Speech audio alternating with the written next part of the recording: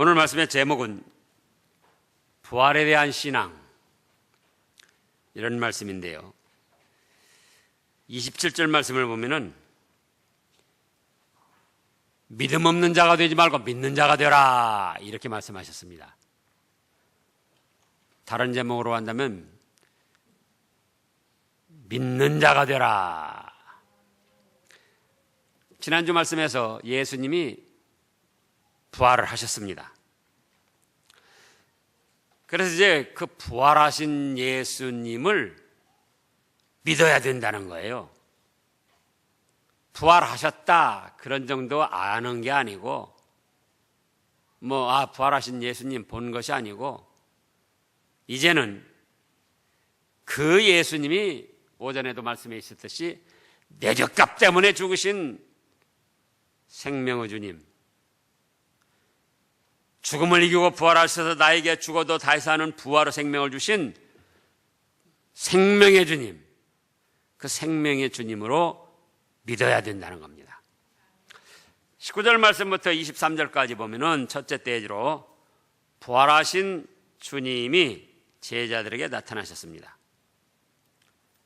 19절, 이날 곧 안식 후 첫날 저녁 때에, 토요일 안식일이니까 이제 첫날 새벽에 부활을 하셨고 저녁 때가 됐다 그거죠.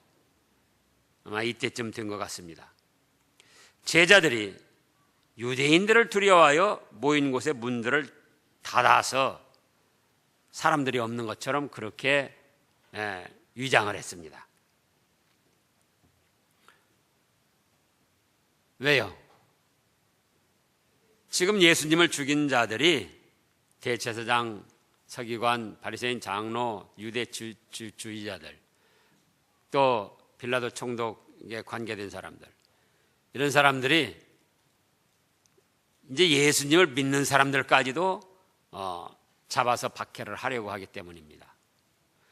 또 이 제자들에게는 그걸 트라우마라 그렇게 말하는데요.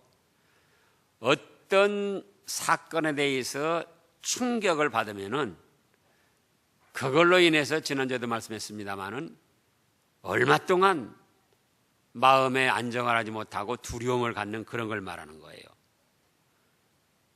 또 그와 비슷한 사건이 어디서 일어났다 그러면 다시금 그때 목격했던 일들이, 경험했던 일들이 떠올라 가지고 또 막 정신이 불안해지고 두려움을 갖는 겁니다. 근데 그런 상태에도 지금 빠진 거예요. 그래가지고는 두려워가지고 문을 딱 닫고는 사람이 없는 것처럼 위장을 했습니다. 그런데 웬일입니까? 예수님께서 문도 열리지 않았는데 나타나셨어요. 그래가지고 뭐라고 하십니까? 예수님의 일성, 너에게 평강이 있을지어다. 참 복된 말씀이죠. 자, 이미 지난 말씀에서도 17절에 보면은 예수께서 이르시되 나를 붙들지 말라, 내가 아직 아버지께로 올라가지 아니하였노라. 너는 그 다음에요, 내 형제들에게 가서 이르되 내가 내 아버지 곧 너희 아버지, 내 하나님 곧 너희 하나님. 그러면 이건 누구들이라고요? 내 형제들이라고 한 건 곧 예수님을 따르는 제자들이었는데, 로마 군병들이 잡으러 왔을 때, 또 대제사장들 보낸 하수인들이 잡으러 왔을 때 걸음아 날 살려라 하고 다 도망간 사람들, 또 대제사장네 집에 갔을 때에 베드로도 거기 가가지고는 모른다고 3번이나 부인을 하고, 요한은 이러지도 못하고 저러지도 못하고 엉거주춤하니 따라다니고, 한마디로 말해서 호언장담하며 예수님을 죽을전정 버리지 않고 다른 사람들이 다 버린다 할지라도 자기들은 예수님을 따르겠다고 그렇게 혼장담하던 그런 사람들. 그런데 그냥 등 돌리고 다 도망가 버린 그런 사람들.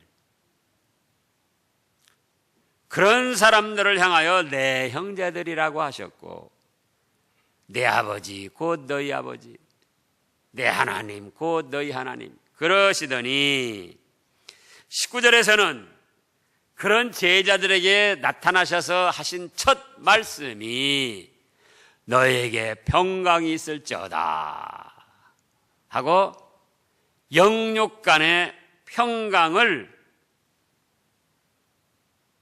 말씀하셨습니다. 그러니까 우리가 인간적으로 생각하면 이럴 수 있겠느냐 그거예요.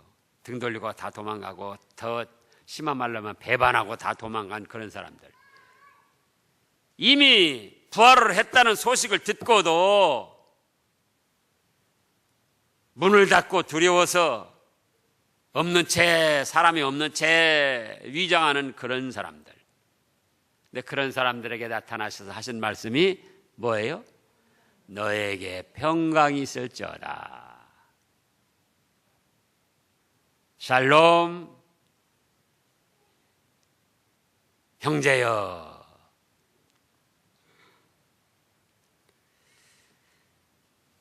그리고 20절에 이 말씀을 하시고 손과 옆구리를 보이시니 제자들이 주를 보고 기뻐했습니다. 평강이 있을지어다 말씀하셨는데도 제자들이 어쨌죠? 어리둥절한 거예요. 아니, 부활은 하셨다고 하지만 정말 부활했을까? 유령이야? 도대체 우리가 환상을 보는 거야? 그러니까 뭘 보여주셨어요? 손과 옆구리를 보여주셨어요. 봐라, 난 유령도 아니고 환상을 보는 것도 아니고 너희 죄값 대신 십자가에 죽었다가 살아난 너희의 생명의 주 예수 그리스도다. 그래서 못 박힌 자국, 옆구리의 창자국, 그걸 보여주신 거예요. 그러니까 그때서야 제자들이 아하, 정말로 죽음을 이기고 부활하신 예수님이시구나 하고 기뻐했습니다. 그때 21절에 또 예수님이 뭐라고 하십니까? 너희에게 평강이 있을지어다. 다시금 영육 간의 평강을 말씀하셨어요. 그래서 우리가 이런 말씀들을 볼 때 현재 우리들도 세상 생활에서 때로는 말씀을 거역하고 믿음을 저버리고 조금 바라보지 못한 생활을 했다 할지라도 우리 주님께서는 여전히 뭘 말씀하신다고요? 예, 자기를 찾아 나온 백성들, 성도들에게 너희에게 평강이 있을지어다 하고 평강을 내려주신다 그 말씀이에요. 그래서 잘한 일은 잘한 일대로 주님께 나와서 사랑을 받고 평강을 얻어야 되고, 잘못했을 때는 잘못했을 때대로 그때도 도망가지 말고 숨으려고 하지 말고, 에덴 동산에서 아담과 하와가 선악 따먹고 숨었습니다. 그때 하나님이 어떻게 하셨죠? 찾아오셨어요.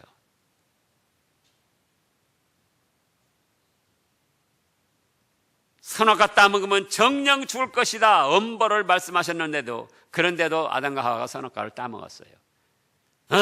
못된 것들, 내가 그렇게 엄중하게 선악과 따먹으면 정령 죽으리라고까지 말했는데 그런 내 말을 무시하고 선악과를 따먹어?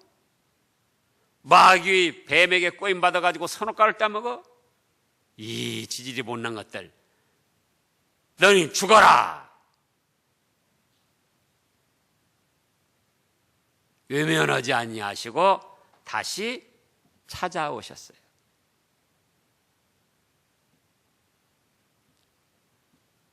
잘못한 것에 대해서 징벌을 하시기도 하지만 잘못했다고 해서 이미 믿음의 사람들을 버리지 아니하신다 그거예요. 예? 그러니까 잘했을 때는 잘했을 때대로 주님 앞에 찾아 나와 부르주신 은혜에 감사하며 주님과 친근한 교제를 나누며 평강을 얻어야 되고, 잘못하고 죄가 있을 때라도 도망가려고 하지 말고 숨으려고 하지 말고 두려워만 하지 말고 주님 앞에 나와서 자백하고 회개하고 주님께서 주시는 무엇을 얻어야 된다? 평강을 얻어야 된다 그 말씀이에요.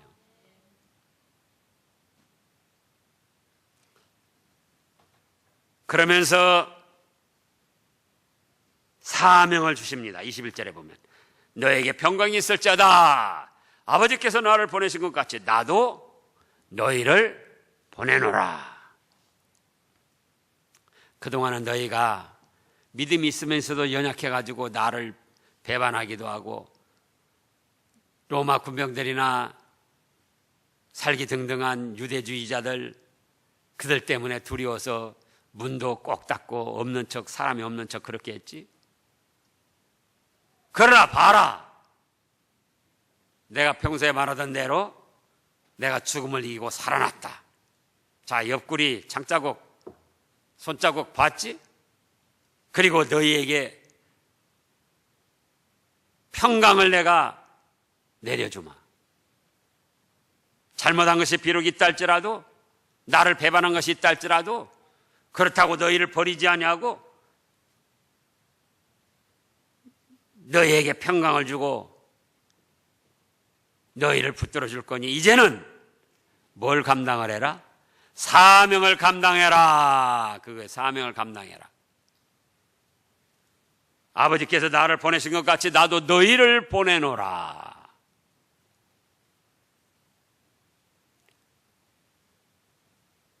나가서 뭐더라고요? 나가서 뭐더라고 보낸다고 그러죠? 예수님에 대한 증인이 되라. 예수님은 우리 죄값 때문에 죽으셨다가 죽음을 이기고 살아나셨습니다. 어떠한 죄라도 예수님을 믿으면 깨끗하게 용서를 받습니다. 예수님을 믿으면 마귀 종노릇 하는 자리에서 하나님의 자녀가 됩니다. 천국 복락이 예비되어 있습니다. 가서 전하라는 거예요. 예수님의 증인 노릇을 하라는 거예요. 그럼 오늘날 우리에게도 마찬가지예요. 우리에게도 비록 잘못이 있다 할지라도 이미 회개하고 믿음 안에서 깨끗이 사해 주시고 평강을 주시면서 너희가 완전 무결해서가 아니다. 너희가 사명을 감당할 자격을 충분히 갖춰서가 아니다. 못 갖췄지만은, 더럽고 추한 것이 있지만은 그거는 내가 십자가 보혈로 다 그 형벌을 감당했고 너희를 용서해 줬으니 이제는 뭘 감당하라고요? 사명을 감당하라 그거예요. 나가서 내 증인이 되라. 가족들에게, 친척들에게, 동료들에게, 이웃 사람들에게.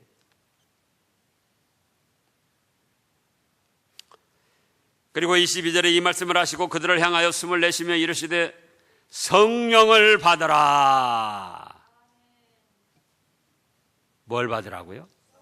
성령을 받으라는 거예요. 성령을 받으라. 그러니까 이 사람들이 이때 당시 제자들이 성령을 안 받았는 거예요. 이미 받았지요. 그런데 무슨 성령을 받으라고요? 보혜사 성령님을 받으라는 거예요. 예수님이 대속을 이루시고 구원을 완성하시고 부활 승리하신 그 공로와 역사를 가지고 힘있게 역사하실 보혜사, 이미 성령님인데 보혜사라는 직함을 다시 더 받은 것이다. 보혜사 성령님이 다르고 그냥 성령님이 다르고 아니고 같은 성령님인데 무슨 직함을 받았다고요? 보혜사, 대언자, 변호자, 또 중보자, 이런 역할을 하는 보혜사라는 직함을 다시 받으셨어요. 그래서 그 성령님의 역사를 받으라. 근데 어떤 사람들은 참 안타깝죠. 이제 이 말씀을 하시고 그들을 향하여 숨을 내쉬며 이르시되 성령을 받으라. 그러니까 속이는 사람들이 이단들이나 부흥강에서 달아 성령을 받으라. 바로 예수님이 숨을 내쉬며 성령 받으라고 했으니까. 그런데 성령님은 언제 오셨다고요? 사도행전 2장에서 보혜사 성령님이 오셨어요. 이때 숨을 내쉬면서 성령 받으라고 그때 성령 받은 게 아니라 그거예요. 이 보혜사 성령님은 언제 오셨다고요? 사도행전 2장에서 오순절날 오셨어요. 그러면은 약 5,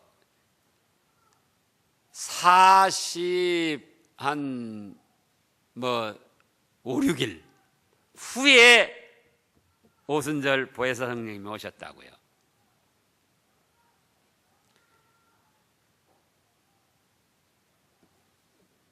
그러면 제자들은 처음에 믿을 때 이미 성령님을 받았고 또 여기서 예수님이 다시 보혜사 성령님을 받으라고 해서 오순절에 보혜사 성령님을 받았습니다.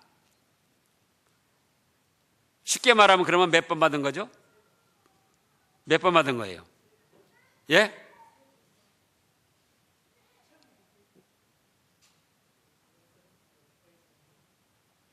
여기서는 받은 게 아니라니까 또 그러네. 참 오늘은 빡까 못 오네. 여기서는 말씀만 하신 것이지 실제로 성령님을 이때 내려주신 것이 아니라 그거예요. 근데 그렇게 착각하는 사람들이 이 말씀을 가지고 자기들이 숨을 쑥 내쉬면서 성령 받으라고 하면서 성령을 자기들이 주는 것처럼 그 악한 미혹을 한다 그거예요. 앞으로 성령 받으라고 온 것이지 이때 지금 숨을 내쉬면서 성령을 내주신 것이 아니다 그거예요. 그래가지고 이 성령님은 언제 받았다? 오순절에. 그러니까는 제자들이 성령님을 몇 번 받은 겁니까? 2번. 그러니까 또 그걸 갖고 오순절 계통 사람들이나 어떤 이단들이 또 오늘날도 성령 세례를 2번 받아야 된다는 거예요.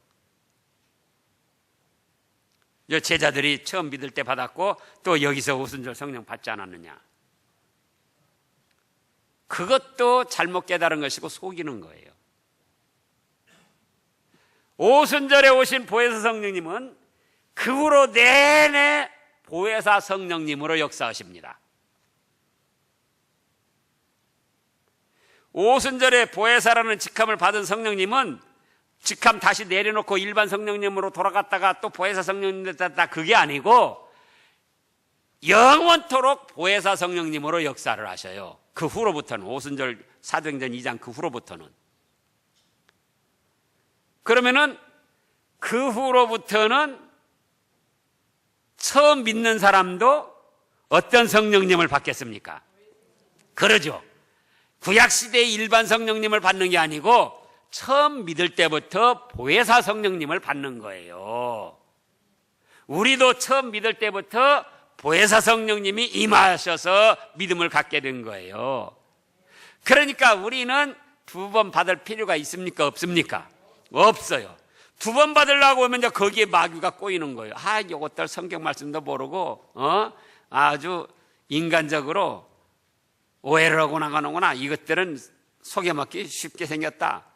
그리고 이제 마귀 악령 이단들이 꼬이기 시작하는 거예요. 그래서 우리는 이걸 분명히 알아야 돼요.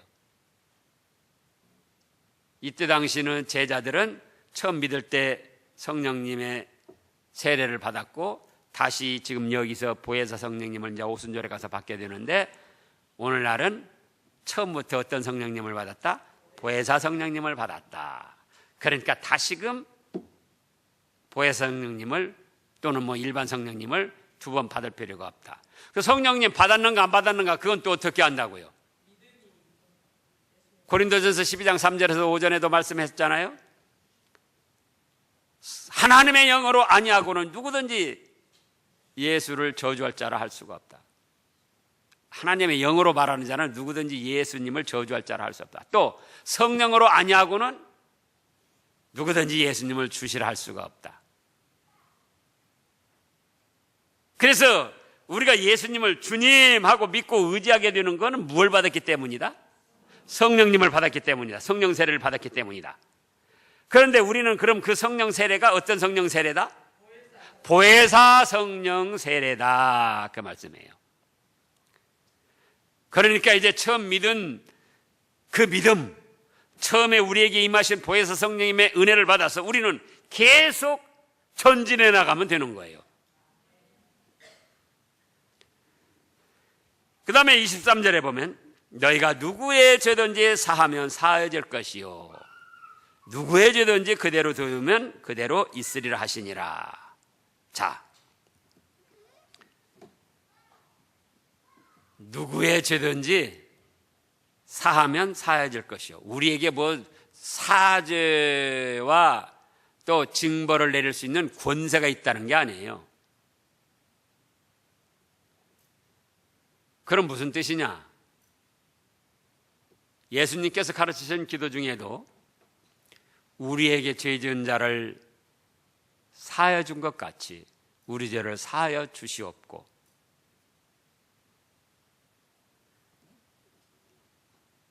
너희가 누구의 죄든지 사하면은, 용서해 주면 그 사람의 죄도 하나님께서 용서해 주시고 너가 지은 죄도 용서해 주겠다, 그런 뜻이에요. 또 누구의 죄든지 그대로 두면 그대로 있으리라. 너가 어떤 사람의 죄를 용서해 주지 않고 있으면은 그대로 되지만은 또 너가 저지른 죄도 용서받기 어렵다. 그러니까 이 중심의 뜻은 무엇이냐 그러면은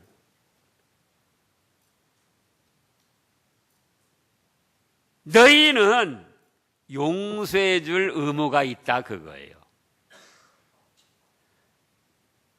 너희는 무슨 의무가 있다?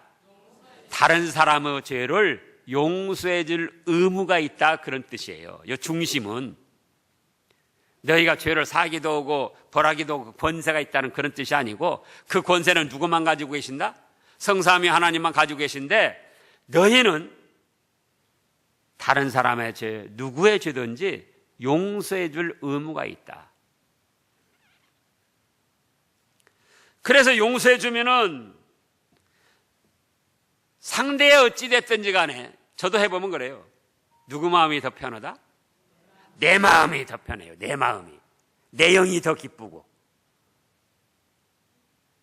그러면서 내가 잘못한 것도 주님이, 그래, 너는 내 말대로 다른 사람의 죄를 용서해 줬으니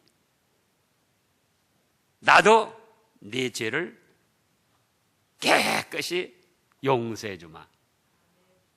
그래서 평안을 누리고 기쁨을 누리고 희망을 갖게 되는 거예요.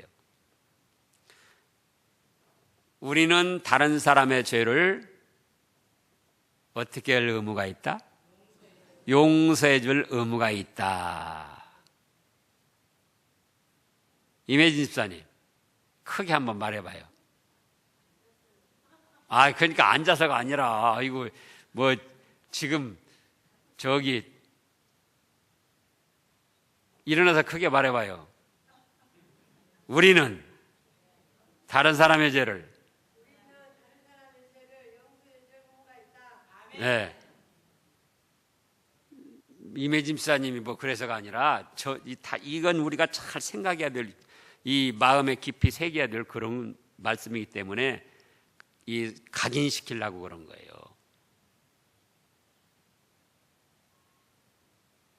그냥 용서해주라 그러는데 나에게는, 우리는 다른 사람의 죄를 용서해줄 뭐가 있어요? 의무가 있어요. 네. 그걸 생각해야지 돼요. 누가 잘못한다, 그를 징벌하기보다 나에게는, 원수 갚는 건 누구한테 있다고 그랬죠? 하나님이 나에게 있다, 나에게 맡겨라. 그리고 우리는 어떻게 할 의무가 있다? 용서해줄 의무가 있다. 부부간에도 상대가 잘못할 때, 그래, 나에게는 남편을 용서해줄 의무가 있어. 또 시부모님들이나 시댁 사람이나 또 친구, 직장에서도 괴팍한 사람들 많잖아요. 나에게는 저런 사람도 용서해 줄 의무가 있어. 그리고 너 그렇게 용서해 주는 거예요. 그 다음에 이제 24절부터 보면은 도마와 다른 제자에게 나타나셨어요. 처음 나타나셨을 때는 도마는 있지 않았습니다. 그런데 25절에서 도마가 오니까는 도마한테 말하는 거, 도마야. 예수님이 죽음을 이기고 부활하셔서 우리에게 오셨었어. 에이, 웃기지 마. 예수님 그때 죽는 거 십자가에 못 박아가지고 피 철철 흘리고, 완전히 숨 떨어져가지고, 그런 거 봤는데 만약에 봤으면 뭐 유령을 봤든지 헛걸 봤겠지. 아니야, 그래도 그게 아니야. 예수님 살아나셨어. 그러니까 뭐라고 그래요? 그러면 내 손가락을 그 못자국에 넣어보고, 내 손을 옆구리 창자국에 넣어보고, 그러기 전에 내 믿지 않을 거야. 그리고 26절에서 여드레가 지났습니다. 그때도 문들이 닫혔는데 문들이 열리지도 않은 가운데에 예수님께서 오셔가지고 또 뭐라고 하십니까? 너희에게 평강이 있을지어다. 이때 아마 나점순 집사님 같으면은 도마는 빼고 너희에게 평강이 있을지어다. 그럴지도 몰라요. 근데 그렇게 의심하는 도마까지도 합쳐서 너희에게 평강이 있을지어다. 얼마나 은혜로운 말씀입니까? 잘못한 것이 있는데도, 그렇게 의심하고 믿지 않는 것이 있는데도. 그런데 이 도마가 또 뭐라고 합니까? 27절에서 예수님 벌써 다 하신 거예요. 도마야, 네 손가락을 이리 내밀어 내 손을 보고 네 손을 내밀어 내 옆구리에 넣어보라. 그리하고 어떤 사람이 되라? 믿음 없는 자가 되지 말고 믿는 자가 되라. 우리도 믿음 없는 자가 되지 말고 믿는 자가 돼야지 돼요. 예수님이 내 죄값 때문에 죽으셨다가 내 죄를 다 사하시고, 어떻게 사하셨다고 그랬죠? 단번에 온전하게 영원히 사해 주신 거예요. 그래서 믿음 없는 자가 되지 말고 이제 그 은혜를 받았으니 믿는 자가 되어야 된다, 그겁니다.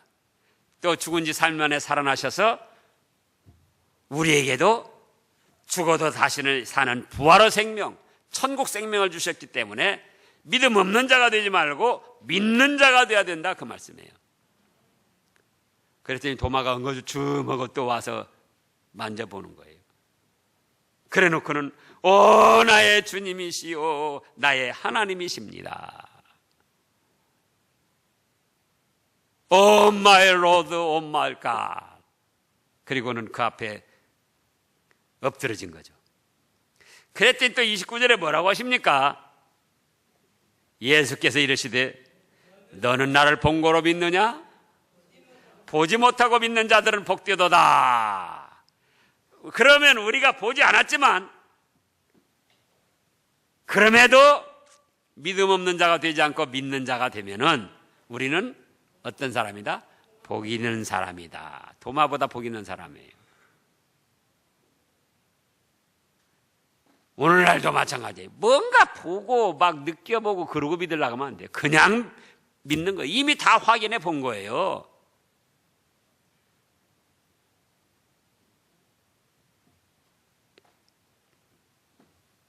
그리고 이 책에 기록되지 않은 많은 신적 역사를 이루셨습니다.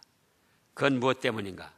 바로 예수님이 그리스도, 하나님의 아들 그리스도시요 우리의 생명의 주님이시라, 그걸 믿게 하시려고 그렇게 하셨다는 겁니다. 기도하겠습니다.